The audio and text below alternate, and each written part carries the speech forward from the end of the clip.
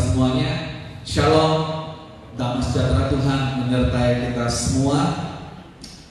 Ya, puji Tuhan, saudara, kita boleh ada sampai saat ini bukan karena kuat gagah kita, tetapi karena semata-mata karena anugerah Tuhan, karena kasih Tuhan yang membuat kita bisa ada sampai hari ini, saudara. Ya, hari ini saudara kita masih tetap beribadah secara online dan kita masih tetap mendengarkan firman Tuhan secara online.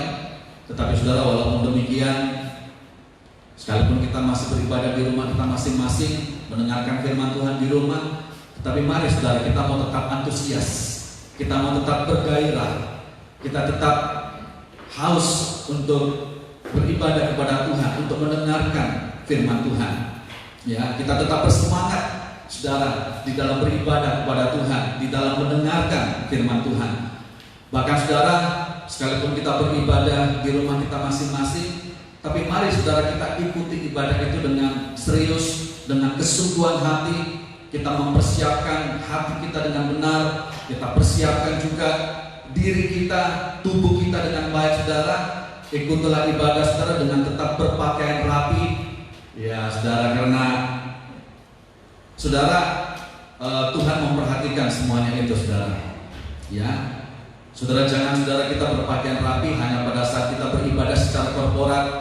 Ya, kalau nanti pergi ke gedung gereja, kita berpikir bahwa nanti ke gedung gereja lah baru saya berpakaian rapi, saya berpakaian yang bagus. Tujuannya apa? Supaya orang bisa lihat baju baru saya. Ya, supaya orang bisa lihat ya pakaian yang saya pakai. Ya, tujuannya supaya orang bisa lihat, saudara. Nah, tetapi saudara, bagaimana di rumah kita? Saudara, mungkin orang tidak lihat kita berpakaian yang bagus, kita berpakaian yang rapi, saudara. Tapi di rumah itu Tuhan perhatikan, saudara. Ya, orang tidak melihat, tapi Tuhan memperhatikan. Ya, karena itu mari kita mau tetap hargai ibadah kita tetap menghormati firman Tuhan, sekalipun itu secara online. Ya, puji nama Tuhan.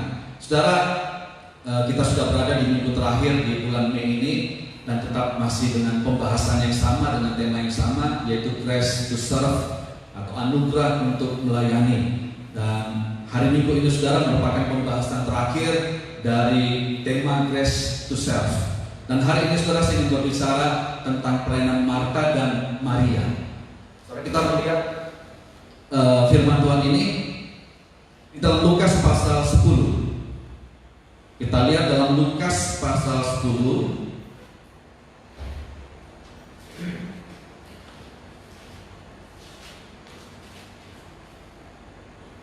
ayat 38 sampai ayat 42. Lukas 38 Lukas pasal 10 ayat 38 sampai ayat 42.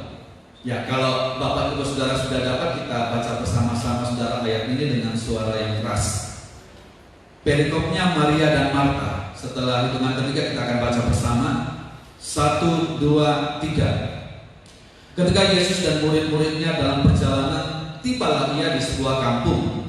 Seorang perempuan yang bernama Marta menerima dia di rumahnya. Perempuan itu mempunyai seorang saudara yang bernama Maria. Maria ini duduk dekat kaki Tuhan dan terus mendengarkan perkataannya. Sedang Marta sibuk sekali melayani. Ia mendekati Yesus dan berkata, "Tuhan, tidakkah Engkau peduli bahwa saudaraku membiarkan aku melayani seorang diri? Suruhlah dia membantu aku." Tetapi Tuhan menjawabnya, "Marta, Marta, engkau khawatir dan menyusahkan diri dengan banyak perkara, tetapi hanya satu saja yang perlu. Maria telah memilih bagian yang terbaik yang tidak akan diambil daripadanya." Saudara, saya ingin mengajak saudara juga untuk kita lihat di dalam Markus pasal yang ke-6, saudara. Markus pasal 14. Markus 14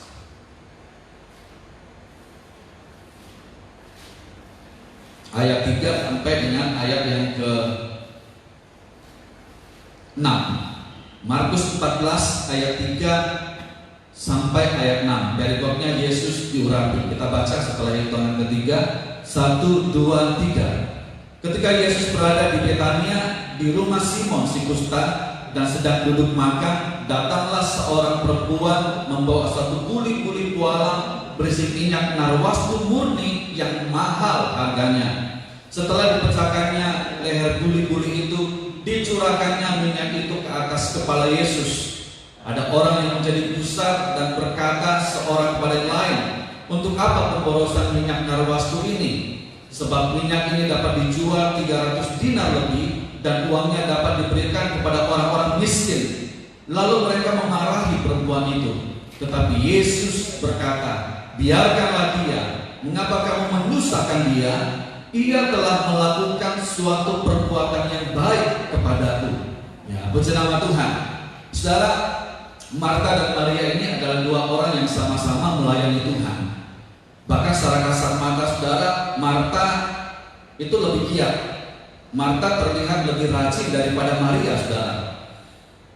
Tapi saudara, sekalipun mereka sama-sama melayani Tuhan, ya firman Tuhan mencatat di sini bahwa yang satu perbuatannya diindahkan oleh Tuhan, sementara yang satunya tidak. Yang satu pelayanannya, perbuatannya dipuji oleh Tuhan, tapi yang satu ditegur oleh Tuhan. Saudara, Marta, perbuatan Marta, pelayanan Marta ditegur oleh Tuhan.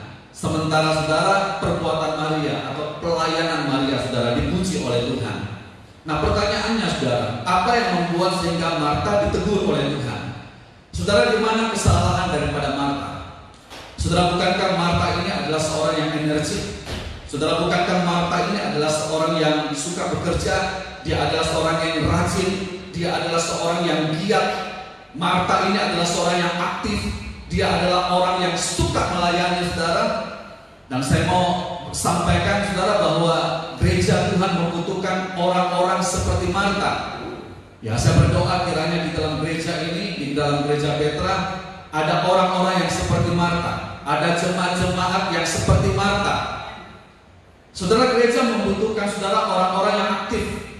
Gereja memerlukan saudara jemaat yang giat, jemaat yang suka bekerja, jemaat yang suka melayani, jemaat yang jemaat yang rajin, saudara. Sama seperti Marta. Nah, tapi saudara, sekalipun Marta ini adalah seorang yang giat, dia adalah seorang yang suka bekerja, tapi kenapa saudara perbuatannya ditegur oleh Tuhan? Kenapa saudara Marta pelayanannya ditegur oleh Tuhan? Saudara, di manakah kesalahan daripada Marta?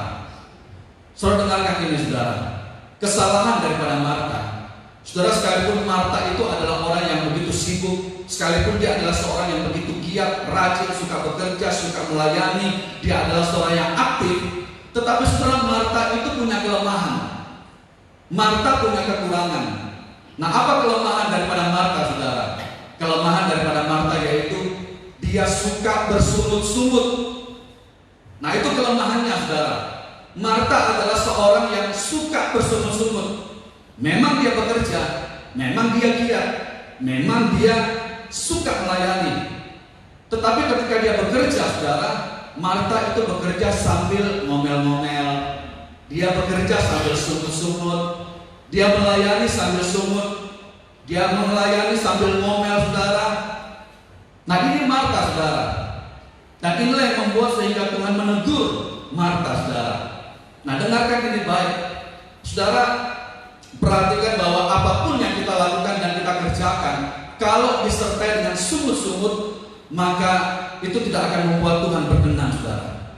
Bagaimanapun saudara bagusnya pelayanan yang kita lakukan, tapi kalau pelayanan yang kita lakukan itu ditandai, disertai dengan sungut-sungut, maka saudara, Tuhan tidak akan berkenan, saudara, dengan pelayanan kita. Itu tidak akan berkenan di hadapan Tuhan, saudara. Itu sebabnya saudara, firman Tuhan mengingatkan, memperingatkan kepada kita supaya hendaklah kita melakukan segala sesuatu itu tanpa bersungut-sungut dan tidak berbantah-bantah. Ya, kita lihat dalam Filipi 2 ayat 14 sampai 15. Filipi 2 ayat 14 dan ayat 15. Demikian firman Tuhan, lakukanlah segala sesuatu.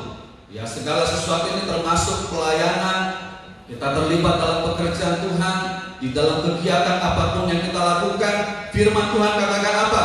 Firman Tuhan bilang begini saudara, lakukanlah segala sesuatu dengan tidak bersungut-sungut dan berbantah-bantah.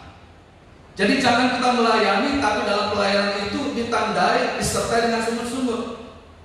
Maka saudara, apa yang kita lakukan itu tidak akan berkenan di hadapan Tuhan saudara. Kenapa? Karena kalau ada sungutan, kalau ada perbantahan dari apa yang kita lakukan, dari pelayanan yang kita lakukan, nah firman Tuhan bilang begini, bahwa sungut-sungut dan bantah-bantah itu saudara, itu akan menjadi celah, itu menjadi noda saudara. Dan kalau ada noda, ada celah di dalam pelayanan kita saudara, maka itulah yang akan membuat saudara hidup kita tidak bisa bercahaya bagi Kristus. Hidup kita tidak akan bisa memancarkan kemuliaan Tuhan. Saudara, pelayanan apapun yang kita lakukan terkait dengan pekerjaan Tuhan, terkait dengan pelayanan yang dipercayakan kepada kita, saudara, itu tidak akan mempermuliakan Tuhan. Coba kita baca, kita perhatikan sekali lagi saudara. Firman Tuhan bilang begini, lakukanlah segala sesuatu dengan tidak bersungut-sungut dan berbantah-bantahan, supaya kamu tiada beraib dan tiada bernoda sebagai anak-anak Allah yang tidak bercela di tengah-tengah angkatan yang bengkok hatinya dan yang sesat ini, sehingga kamu bercahaya di antara mereka seperti bintang-bintang. Ya, puji nama Tuhan saudara. Jadi jangan sampai ada aib, jangan sampai ada celah, ada noda saudara di dalam pelayanan yang kita lakukan. Sebab aib, noda dan celah itu saudara, itulah yang membuat hidup kita tidak dapat bercahaya saudara. Nah, ini kelemahan daripada Marta. Marta sekalipun dia adalah seorang giat, dia suka melayani, memang dia rajin, tetapi sayang saudara, ketika dia bekerja, dia suka bersungut-sungut, dia suka mengeluh, dia suka ngomel. Ya mungkin saudara, omelannya itu tidak diketahui oleh, sungutannya itu tidak dilihat oleh pemimpin. Dia bersungutnya saudara dalam hati. Tapi jangan salah, Tuhan memperhatikan. Ya, siapa yang menegur Marta di sini? Tuhan yang menegur, Tuhan yang mendapati sungut-sungut itu ada dalam hatinya. Secara kasat mata orang melihat, wah ini hebat nih perempuan ini, rajin orang ini, dia suka melayani, orang ini aktif. Tapi saudara, Tuhan tidak hanya melihat apa yang dilakukan oleh Marta, tapi Tuhan melihat hatinya. Dan Tuhan mendapati ada noda, ada celah di dalam pelayanannya. Ya, puji Tuhan. Nah, kemudian saudara, kelemahan yang kedua yang kita bisa dapati dari Marta, saudara, Marta ini adalah orang yang memang melayani. Marta suka bekerja dan Marta mau melayani, asalkan saudara tujuannya ini, asalkan dia mendapatkan pujian daripada orang. Jadi dia mau bekerja, dia mau melayani dengan tujuan supaya orang lihat, supaya dia dapat pujian orang, dan supaya orang bisa mengakui dia, dan supaya orang hargai dia. Marta mau melakukan apa saja, dia mau melayani apa saja saudara, asalkan jangan lupa, saudara harus memberikan pujian kepada dia. Jadi Marta ini adalah tipe seorang pelayan, tipe orang saudara yang memang suka dipuji. Apa yang dia lakukan itu saudara, dia harapkan supaya itu bisa dilihat oleh orang. Tujuannya apa?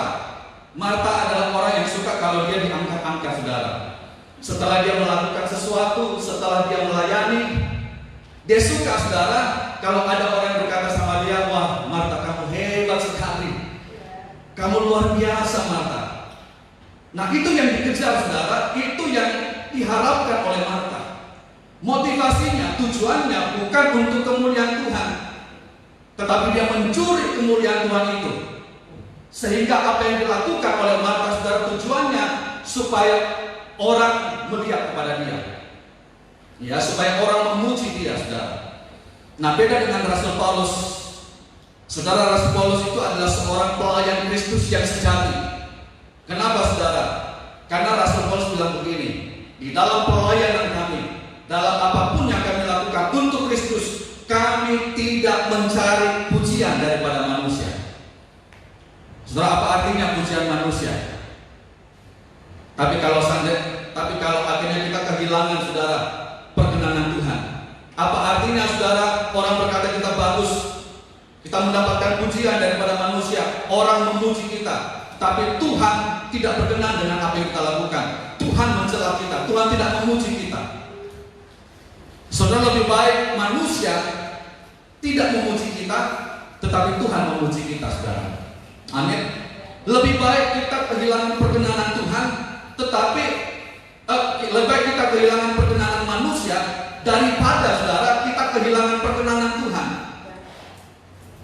Tapi adalah lebih baik lagi, saudara, kalau apa yang kita lakukan itu menyenangkan, berkenan di hadapan Tuhan, dan apa yang kita lakukan itu juga menjadi berkat bagi banyak orang, saudara. Amin. Ya, coba kita lihat dalam Filipi pasal 2 ayat 14 sampai 15.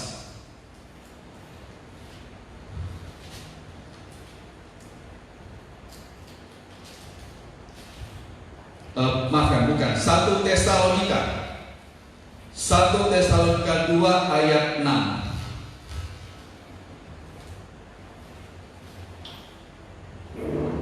1 Tesalonika 2 ayat 6. Ya, kalau saudara sudah dapat, kita baca ayat ini bersama dengan suara yang keras. 1 Tesalonika 2 ayat 6. Demikian firman Tuhan, juga tidak pernah kami mencari pujian dari manusia, baik dari kamu maupun dari orang-orang lain, sekalipun kami dapat berbuat demikian sebagai rasul Kristus. Sebagai rasul Kristus, sebagai pelayan Kristus. Apa yang Rasul Paulus katakan? Paulus katakan, kami tidak pernah mencari pujian daripada manusia. Kenapa, saudara? Karena yang terpenting bagi Paulus yaitu perkenanan Tuhan. Yang terpenting bagi Paulus, yang dikejar oleh Paulus, yaitu pujian daripada Tuhan. Dan ini yang harus kita kejar, saudara, di dalam pelayanan kita, saudara. Nah, beda dengan Marta. Marta adalah seorang yang ketika dia melakukan sesuatu, dia mau supaya itu dilihat oleh orang. Dia sengaja, saudara, melakukan itu di depan orang supaya orang memuji, supaya orang melihat dia, dan dia mendapatkan pujian itu. Nah, itu Marta, dia suka dengan pujian orang itu, saudara. Ya, ketika dia memberi, saudara, yang diinginkan oleh Marta itu supaya orang mengetahui apa yang dia berikan. Saudara, ada firman Tuhan yang bilang begini, saudara, ketika kita melakukan sesuatu, ketika kita memberi dengan tangan kanan kita, maka hendaklah tangan yang satunya tidak melihat. Amin, saudara. Saudara, dan itulah yang seringkali kami lakukan juga, ya, sebagai hamba Tuhan, ya, sebagai suami istri. Ada banyak hal, saudara, yang kami lakukan yang tidak terekspos, yang tidak diketahui oleh banyak orang. Ya, karena memang kami tidak ekspos, karena memang kami tidak tidak upload, tidak posting, saudara. Dan orang tidak tahu, tapi kami lakukan itu. Kami memberi, saudara, dan cukup Tuhan yang tahu. Ya. Karena itu ajaran firman Tuhan. Kita lihat di dalam Matius 6 ayat 3 dan ayat 4. Matius pasal 6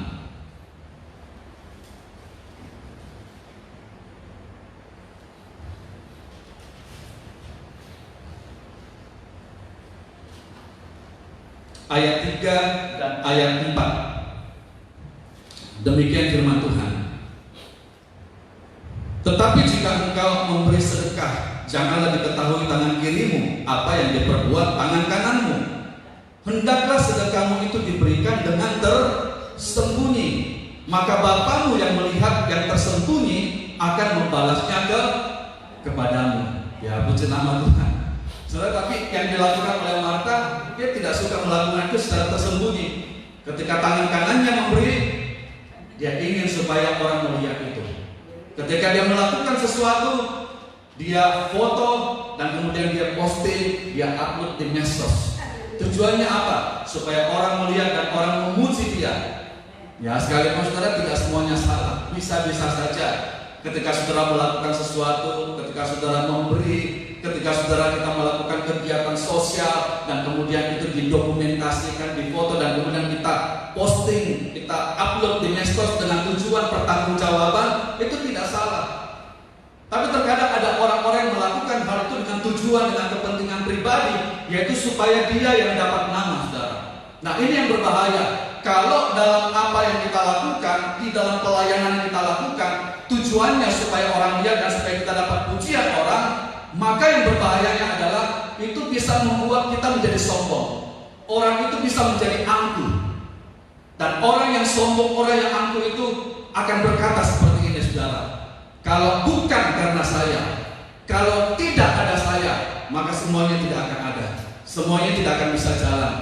Kalau bukan karena saya, ini tidak akan maju. Pelayanan ini tidak akan bisa jalan. Nah, itu orang yang sombong, saudara. Akarnya dari mana? Akarnya karena dia mengejar pujian manusia, saudara. Nah, inilah yang membuat saudara mengapa sampai perbuatan Marta itu ditegur oleh Tuhan. Kenapa sampai pelayanan Marta ditegur oleh Tuhan? Karena saudara ada aib, ada celah, ada noda di dalam pelayanan Marta, saudara. Karena itu saudara, marilah kita mau berdoa, saudara. Kita minta kepada Tuhan supaya Tuhan sucikan hati kita, supaya Tuhan mencucikan hidup kita dari segala aib, dari segala noda, dari segala celah, supaya apa yang kita lakukan kepada Tuhan, supaya pelayanan yang kita lakukan itu dapat berkenan dan menyenangkan hati Tuhan, saudara. Amin, saudara. Saudara, mari kita berdoa hari ini kepada Tuhan, minta supaya Tuhan menyucikan hati kita dengan darahnya, saudara. Amin. Ya, puji Tuhan. Saudara, sekarang kita akan lihat pelayanan daripada Marta, pelayanan daripada Maria, saudara. Ya, berbeda dengan Marta. Maria ini perbuatannya dipuji dan diindahkan oleh Tuhan.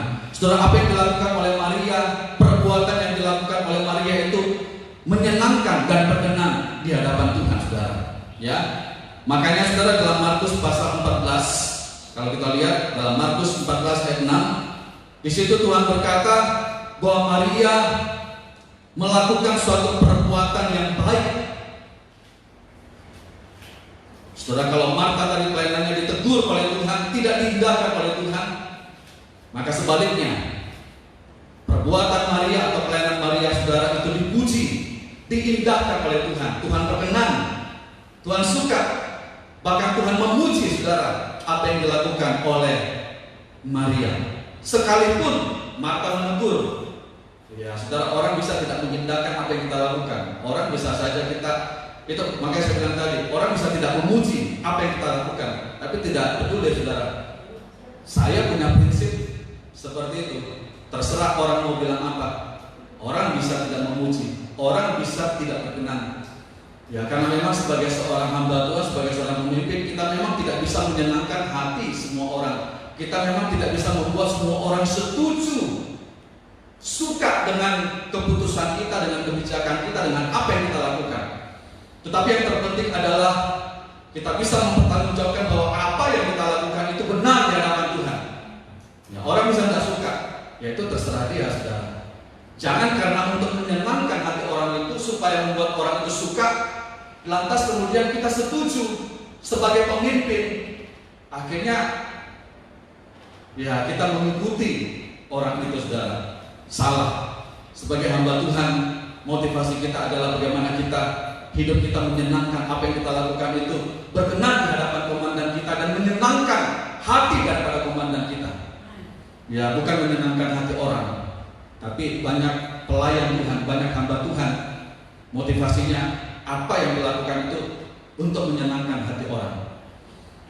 Ya, jangan kita jadi pelayan Kristus seperti itu, saudara. Amin. Nah, kita lihat di dalam Markus 14 ayat 6.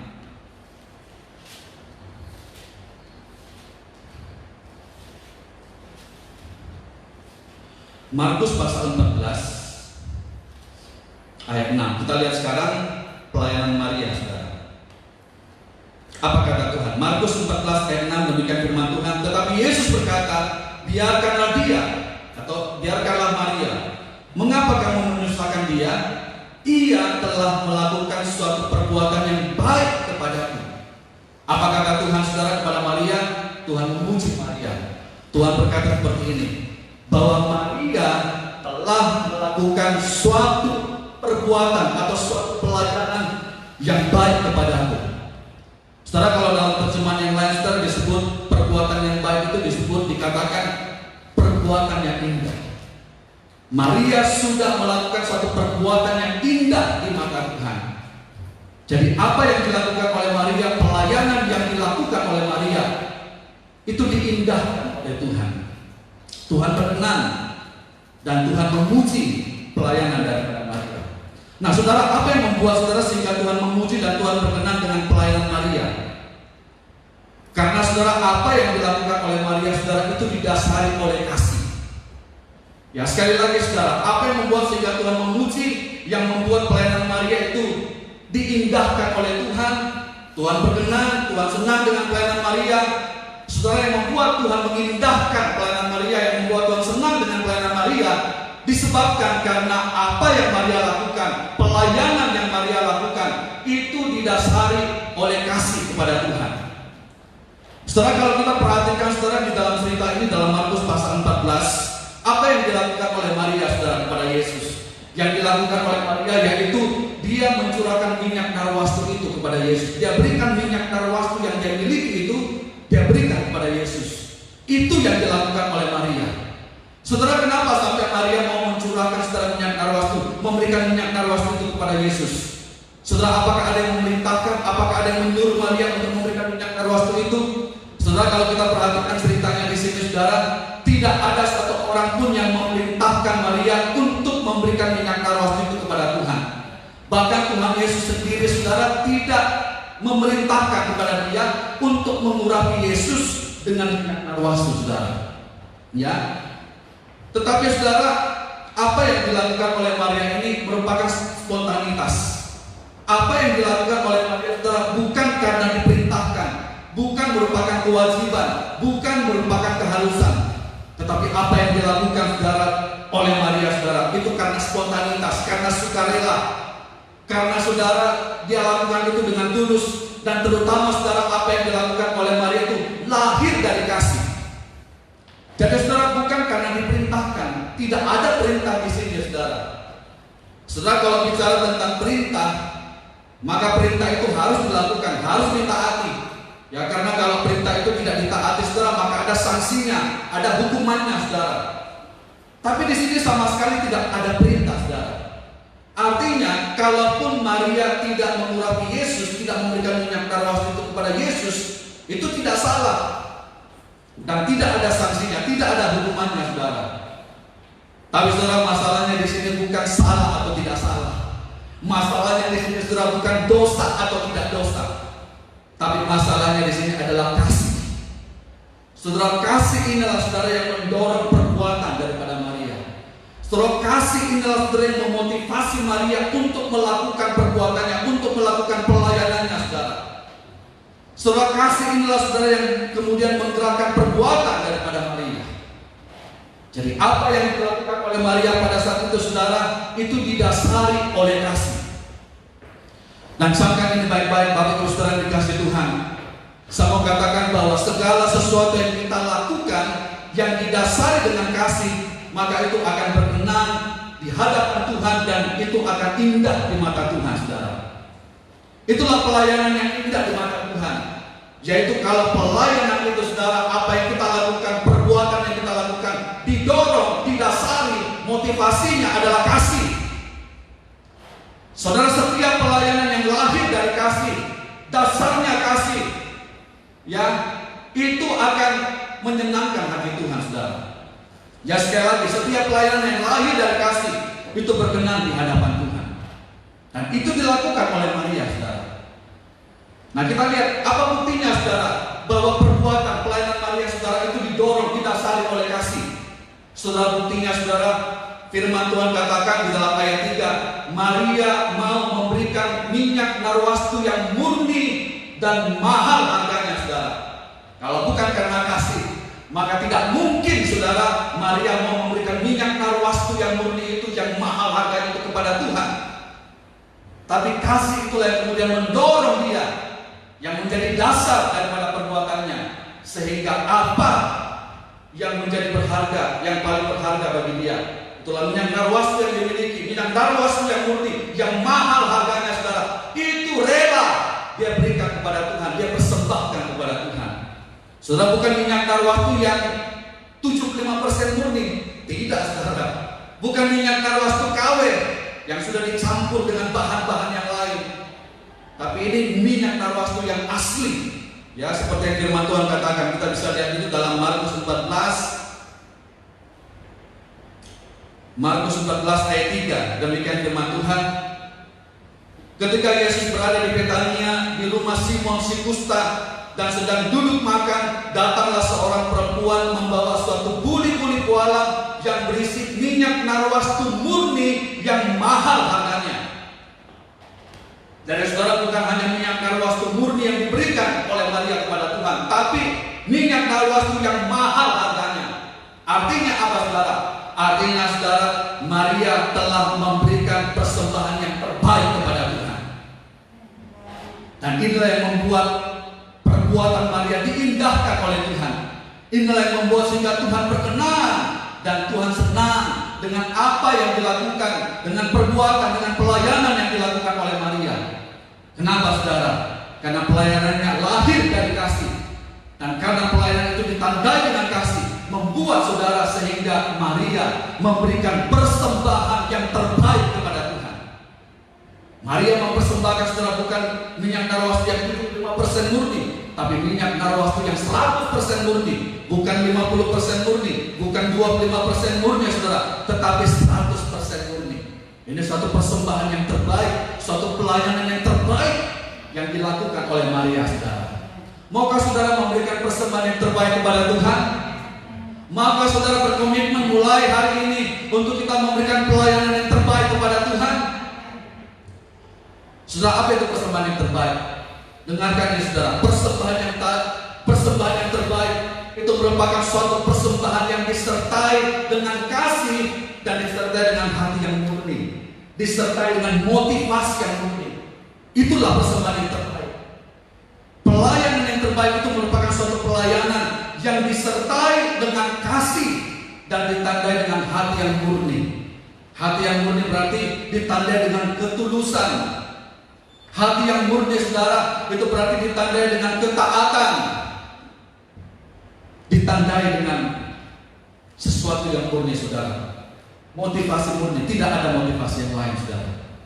Ya, puji nama Tuhan. Nah, saudara perhatikan, saudara, saya mau katakan bahwa Tuhan itu tidak hanya melihat apa yang kita lakukan. Tuhan itu tidak hanya melihat pelayanan kita, perbuatan kita, saudara, yang di sisi luar, sebelah luar. Tetapi Tuhan juga melihat, saudara, motivasi kita. Apakah, saudara, motivasi kita murni atau tidak? Ketika kita melayani, ketika kita memberikan persembahan kepada Tuhan, Tuhan, saudara, melihat apakah, saudara, motivasi kita murni ketika kita melayani, ketika kita memberikan sesuatu kepada Tuhan. Ya, itu diperhatikan oleh Tuhan, saudara. Mari beritahu kepada kiri kanan saudara dulu. Katakan, layani Tuhan dengan kasih. Beritahu kepada kiri kanan saudara, kepada anggota keluarga saudara, layani Tuhan dengan motivasi yang murni. Puji nama Tuhan. Puji Tuhan. Saudara, kita kembali kepada Maria. Nah, saudara perhatikan. Ketika Maria memberikan minyak narwastu yang murni itu kepada Tuhan, dengan Maria memberikan minyak narwastu kepada Tuhan, maka ini bisa dikatakan, saudara, bahwa Maria tidak memiliki lagi apa yang paling berharga di dalam hidupnya. Ketika dia memberikan minyak narwastu murni kepada Tuhan, maka itu sama dengan bahwa Maria telah memberikan apa yang paling berharga di dalam hidupnya. Saudara, Maria tidak punya dua botol minyak narwastu, saudara. Maria hanya memiliki satu botol minyak narwastu. Inilah milik satu-satunya, saudara, milik yang paling berharga yang dimiliki oleh Maria. Saudara, kalau seandainya dia punya dua botol minyak narwastu, ya mungkin dia tidak terlalu masalah, saudara, kalau dia kasih satu kepada Tuhan karena dia masih punya satu. Tapi persoalannya, minyak narwastu yang diberikan kepada Tuhan itu adalah milik satu-satunya, dan itu adalah milik yang paling berharga yang dipunyai oleh Maria. Tapi dengarkan ini, saudara, apa yang menjadi milik satu-satunya bagi Maria, itu yang diberikan kepada Tuhan. Apa yang paling berharga bagi Maria, saudara, itu yang dipersembahkan untuk Yesus, saudara. Sehingga, saudara, pada waktu Maria, ketika minyak itu sudah diberikan kepada Yesus, ketika minyak narwastu itu sudah dicurahkan kepada Yesus, saudara, maka itu berarti bahwa Maria sudah tidak memiliki sesuatu yang paling berharga di dalam hidupnya. Tapi dengarkan ini baik, Bapak Ibu Saudara yang dikasih Tuhan. Ketika Maria mencurahkan atau memberikan minyak narwastu itu kepada Tuhan, maka apa yang paling berharga bagi Maria itu sudah berpindah kepada Tuhan. Saudara, ketika minyak narwastu itu saudara sudah Maria berikan kepada Yesus, minyak narwastu yang tadinya menjadi sesuatu yang paling berharga bagi Maria, tapi setelah minyak narwastu itu Maria berikan kepada Yesus, maka apa yang paling berharga bagi Maria itu sudah pindah saudara kepada Yesus. Artinya saudara, sejak minyak narwastu itu diberikan kepada Yesus, maka Yesuslah yang menjadi milik, menjadi harta yang paling berharga bagi Maria. Bukan lagi minyak narwastu itu saudara, tapi Yesus menjadi milik yang paling berharga bagi Maria saudara. Nah pertanyaannya saudara, siapakah yang paling berharga di dalam hidup kita, di dalam hati kita? Siapakah saudara yang menjadi harta kesayangan kita, yang ada di dalam hati kita, di dalam hidup kita saudara? Mari saudara, kita mau menjadikan Yesus, Tuhan Yesus sebagai milik yang paling berharga di dalam kehidupan kita. Amin saudara. Mari saudara, kita mau menjadikan Tuhan Yesus sebagai harta yang paling berharga. Biarlah saudara hanya Yesus, hanya Yesus, hanya Yesus, dan tidak ada yang lain saudara yang menjadi milik, yang menjadi harta yang paling berharga di dalam hidup kita. Amin. Ya, puji Tuhan. Nah saudara, saya mau akhiri firman Tuhan ini saudara. Dengarkan ini. Ini merupakan suatu pesan yang saya ingin sampaikan sebagai hamba Kristus, sebagai seorang pelayan Kristus. Saya adalah seorang hamba Kristus yang punya otoritas, dan Tuhan telah mempercayakan saya, menganugerahkan kepada saya untuk bisa melayani Dia. Itu sudah 30 tahun lebih. Saudara, saya melayani Tuhan itu dari tahun 94. Itu secara resmi saya melayani Tuhan, menjadi hamba Tuhan yang full timer. Namun sebelum saya menjadi hamba Tuhan sepenuh waktu, menjadi hamba Tuhan yang full time di tahun 94, di tahun-tahun sebelumnya, sebelum tahun 94 itu saya sudah melayani Tuhan. Saya sudah terlibat dalam persekutuan. Dan kalau sampai hari ini saudara, saya bisa melayani Tuhan, saya bisa tetap menjadi seorang hamba Tuhan yang melayani Tuhan sepenuh waktu. Saudara, saya sadari bahwa semua itu hanya karena anugerah, semua itu hanya karena kasih Tuhan. Dan dengar baik ini, kenapa saya bisa melayani sampai hari ini saudara, saya bisa menjadi hamba Tuhan? Karena motivasi saya tulus, karena motivasi saya benar saudara di dalam saya melayani Tuhan. Saya berusaha, dan saya tetap berusaha sampai hari ini saudara untuk melayani Tuhan dengan kasih. Dan karena pelayanan itu ditandai dengan lebih baik, kalau pelayanan itu, apa yang kita lakukan itu didasari, ditandai dengan kasih, maka kasih itu akan membuat kita taat saudara. Kasih itu akan membuat kita memiliki penundukan diri terhadap otoritas, terhadap pimpinan. Saya adalah seorang gembala di tempat ini, tetapi sebagai seorang gembala, sebagai seorang pimpinan di gereja ini, saya punya otoritas di atas saya. Dan saya telah mengerti, saya telah belajar untuk tunduk, taat, hidup di bawah otoritas itu selama puluhan tahun. Saya tidak berpindah-pindah otoritas. Saya tidak memiliki banyak otoritas. Saya tidak punya banyak bapak rohani saudara. Saya adalah anak rohani, dan sebagai anak rohani, sebagai hamba Tuhan, saya punya bapak rohani. Dan seperti yang Rasul Paulus katakan bahwa yang namanya bapak itu tidak ada dua. Yang namanya bapak tidak ada 10, tidak ada 1000 bapak. Bapak itu cuma satu saudara. Sekalipun seorang bapak itu punya kelemahan, punya kekurangan, bisa berbuat salah, tapi seorang bapak tetaplah bapak. Statusnya tidak bisa dirubah. Nah ini penting saudara. Kasih itu penting sekali. Pastikan saudara bahwa pelayanan kita saudara itu didasari, dilandasi oleh kasih. Kenapa saudara? Penting sekali saudara untuk pelayanan kita itu dilakukan dengan kasih. Sangat penting. Mengapa? Alasannya ini. Satu jawaban yang saya berikan kepada saudara. Kenapa saudara kita harus memastikan bahwa pelayanan kita harus didasari, dilandasi oleh kasih? Karena kasih itulah saudara yang akan membuat kita dapat bertahan, membuat kita dapat tetap setia di dalam mengiring dan di dalam melayani Tuhan. Amin. Kasih Tuhan itu yang akan membuat kita dapat tetap bertahan. Kita bukan hanya bilang tunduk terhadap Allah, terhadap otoritas Allah, tapi bagaimana saudara bagaimana dengan penundukan diri kita terhadap otoritas yang kelihatan, pimpinan yang kelihatan? Ya, sebagai seorang hamba Tuhan, saya punya gembala. Saudara, kalau saya tidak punya kasih, ya saya bisa jadi seorang pemberontak. Kalau tanpa kasih, itulah yang membuat sehingga pelayanan itu saudara tidak bisa bertahan. Makanya jangan kaget saudara kalau saudara menemukan ada pelayan-pelayan Tuhan, ada hamba-hamba Tuhan yang melayani pindah sana pindah sini, melayani tidak betah di satu tempat, sebentar melayani di gereja A, tapi beberapa bulan kemudian pindah ke gereja B, dari gereja B kalau tidak betah pindah lagi gereja C, akhirnya semua gereja yang ada dalam kota itu sudah dia kelilingi semua saudara. Habis itu gereja saudara, dia pindah dari satu gereja ke gereja lain. Pindahnya apa? Pindahnya melayani saudara, pelayan lagi. Dan dia pikir itu bagus. Sudah sederhana. Kenapa ada orang-orang yang seperti itu, ada pelayan-pelayan seperti itu? Hari ini kita menemukan jawabannya. Karena apa yang dilakukan oleh orang itu, pelayanan yang dilakukan orang itu, dasarnya salah, dasarnya bukan kasih. Ada motivasi yang lain. Ya bisa saja saudara motivasinya karena supaya dilihat oleh orang. Dia mencari perkenanan manusia. Nah itu.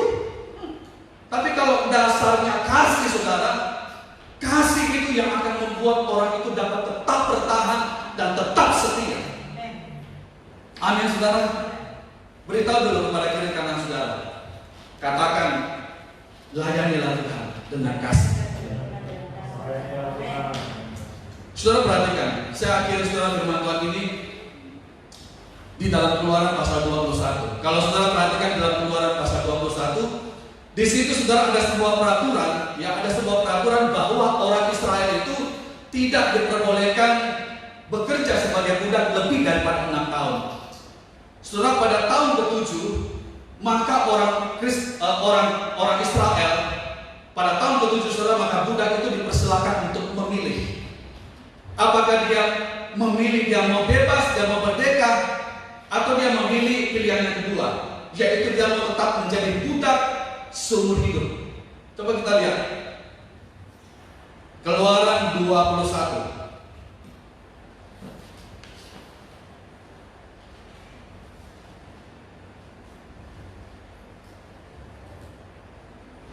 Keluaran 21 ayat 1 sampai dengan ayat yang ke-6. Keluaran 21 ayat 1 sampai ayat 6. Nah ini berekornya tentang hak budak Ibrani. Perhatikan Keluaran 21 ayat 1 sampai ayat 6. Demikian firman Tuhan. Inilah peraturan-peraturan yang harus kau bawa ke depan mereka. Apabila engkau membeli seorang budak Ibrani, maka haruslah dia bekerja padamu 6 tahun lamanya. Tetapi pada tahun yang ke-7 ia diizinkan keluar sebagai seorang merdeka dengan tidak membayar tebusan apa-apa. Jika ia datang seorang diri saja, maka keluar pun ia seorang diri. Jika ia mempunyai istri, maka istrinya itu diizinkan keluar bersama-sama dengan dia. Jika tuannya memberikan kepadanya seorang istri dan perempuan itu melahirkan anak laki-laki dan atau perempuan, maka perempuan itu dengan anak-anaknya tetap jadi kepunyaan tuannya, dan budak laki-laki itu harus keluar seorang diri. Tetapi jika budak itu dengan sungguh-sungguh berkata, aku cinta kepada tuanku, kepada istriku, dan kepada anak-anakku, aku tidak mau keluar sebagai orang merdeka, maka haruslah tuannya itu membawanya menghadap Allah, lalu membawanya ke pintu atau ke tiang pintu, dan tuannya itu menusuk telinganya dengan penusuk, dan budak itu bekerja pada tuannya untuk seumur hidupnya. Jadi saudara, ini adalah peraturan untuk seorang budak Ibrani atau budak Israel. Mereka boleh bekerja tapi tidak boleh lebih dari 6 tahun. Pada tahun ke-7 mereka dipersilakan untuk memilih apakah dia mau memilih untuk bebas, merdeka, tidak bekerja lagi sebagai budak, atau dia tetap memilih untuk tetap menjadi budak seumur hidup. Nah, apabila saudara budak ini memilih untuk merdeka, untuk bebas, maka tuannya tidak boleh menghalangi, tuannya tidak boleh melarang. Tapi kalau seandainya budak ini berkata, aku mau menjadi budak seumur hidup yang tetap melayani di sini, Maka apa yang harus dilakukan oleh tuan daripada budak itu? Maka tuannya saudara itu harus membawa budak itu pergi ke pengadilan, dan di hadapan Allah saudara, telinga daripada budak itu harus ditindik sebagai apa? Sebagai tanda bahwa budak ini telah mengambil keputusan bahwa dia mau bekerja menjadi budak seumur hidup. Nah, pertanyaannya saudara, apakah yang menjadi dasar dari budak itu untuk dia mau melayani seumur hidup? Saudara, apa yang menjadi motivasi yang mendorong, yang menjadi dasar dari budak ini saudara, untuk dia mau menjadi budak, menjadi hamba, melayani seumur hidup? Apa dasarnya saudara? Apa motivasinya? Seperti dalam ayat 5 yang kita baca tadi, dalam Keluaran 21 ayat 5, jawabannya adalah kasih. Itu dasarnya. Itu dasarnya saudara, yang membuat sehingga budak ini memutuskan untuk melayani seumur hidupnya. Dia tidak mau bebas, dia tidak mau merdeka, tapi dia memilih untuk tetap menjadi budak seumur hidup, melayani seumur hidup. Dasarnya apa? Dasarnya adalah karena kasih. Karena dia berkata, aku cinta. Ada kata cinta saudara. Karena aku cinta kepada Tuanku. Dan karena dia merasakan bahwa Tuannya itu baik. Coba kita lihat di dalam Keluaran 21 ayat yang kelima. Kita sudah baca tadi. Demikian firman Tuhan. Keluaran 21 ayat 5. Tetapi jika budak itu dengan sungguh-sungguh berkata, aku cinta kepada Tuanku. Nah, ini dasarnya. Kalau pelayanan itu didasari dengan cinta kepada Tuhan, dasarnya kasih kepada Tuhan, maka dasar kasih inilah yang akan membuat seorang pelayan itu dapat tetap bertahan dan tetap setia untuk melayani Tuhan. Amin saudara. Nah, pertanyaannya, selama ini kita melayani dasarnya apa? Selama ini saudara kita melayani, motivasinya apa saudara? Mari saudara, kita mau perbaiki. Jangan sampai ada motivasi yang lain saudara di dalam hati kita ketika kita melayani. Tapi sekali bisa mengatakan saudara, marilah di sesi terakhir, dalam pembahasan terakhir Grace to Serve ini, saudara, Tuhan memberikan kesempatan kepada kita untuk kita membuka hati kita saudara. Dan mari pagi hari ini kita mau berdoa kepada Tuhan, minta kepada Tuhan supaya Tuhan menyucikan hati kita dari segala aib, noda dan celah yang ada di dalam hati kita, supaya apa yang kita lakukan, pelayanan yang kita lakukan itu berkenan dan menyenangkan hati Tuhan. Pastikan bahwa kita melayani karena kasih. Rasul Paulus bilang begini saudara, siapakah yang dapat memisahkan kita dari kasih Kristus? Satu ayat kita baca dan kita akan datang kepada Tuhan dalam Yakobus 1 ayat 12.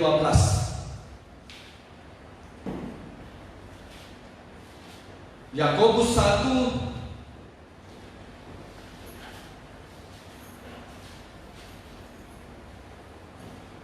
ayat 12.